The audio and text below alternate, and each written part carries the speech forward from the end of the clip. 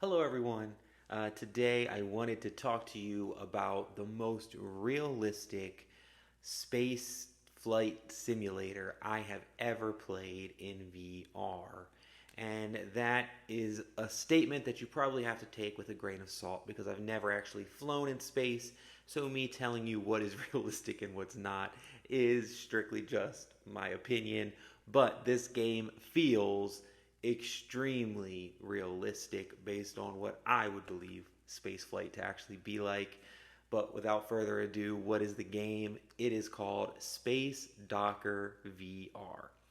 This game puts you in the position of, I guess the easiest way to explain it would be like a forklift driver in space. You are basically driving around in space, picking up containers and moving them to a different location. It's not some exciting theme of space combat or something crazy like that.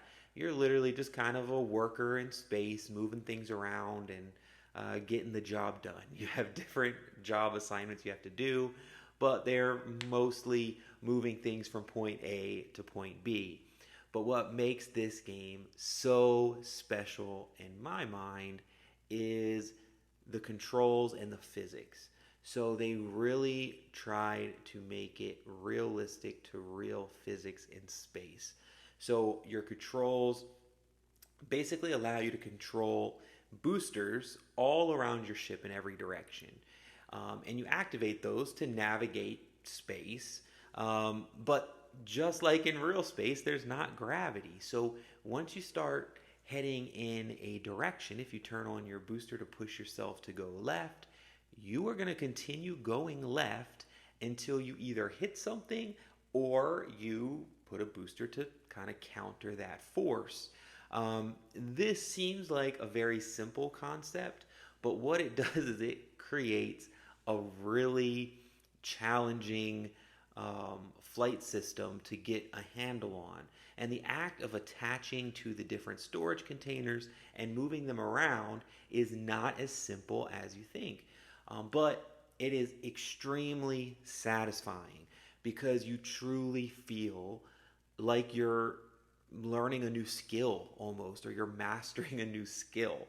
Albeit this is a skill that may not have a whole lot of real world application since it's spaceflight, but it has that satisfying feeling of I'm actually learning something new to actually navigate this ship around.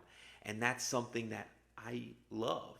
And there is a lot to learn here. So I've only been playing for a little bit, but just to give you an idea, there's a high score leaderboard. You can see for every level you do what the high scores are of the fastest times people have completed this level.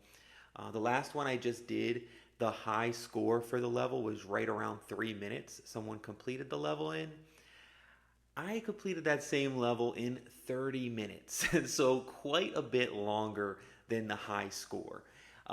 In one sense, you might think, oh my gosh, that could be discouraging. It wasn't for me though, because it was exciting for me to realize how much better you can get with this system with practice, to where eventually you can really feel like you're an expert space pilot.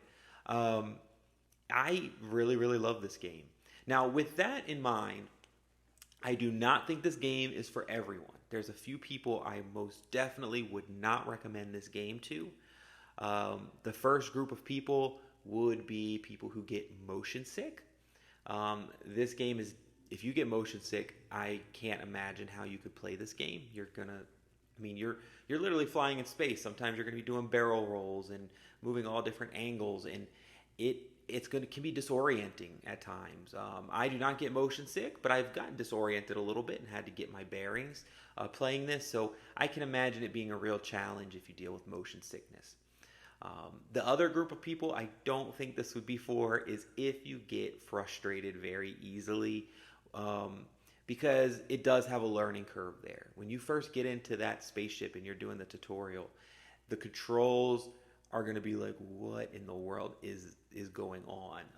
You kind of, one hand controls your forward and backwards thrusters, the other controls your side and top and bottom thrusters, and it feels very unintuitive at first, but then once you kind of push through that uneasy feeling, you realize that it actually has a very realistic feeling of what I would imagine would make sense for a control system for a spaceship like you're flying. So you have to kind of push through that initial frustration to then it kind of clicks and you're like, whoa, this actually feels legit. Like this is kind of makes sense. But if you get frustrated really easy, this is going to be a challenging game. You have to really be patient and understand you're going to crash a lot. You're going to miss a lot. It's going to take you some time, and then you'll eventually click in. But if you're okay with that and you don't get motion sick, this is one you definitely should check out. It's been around for a little while, so it's not a brand new game.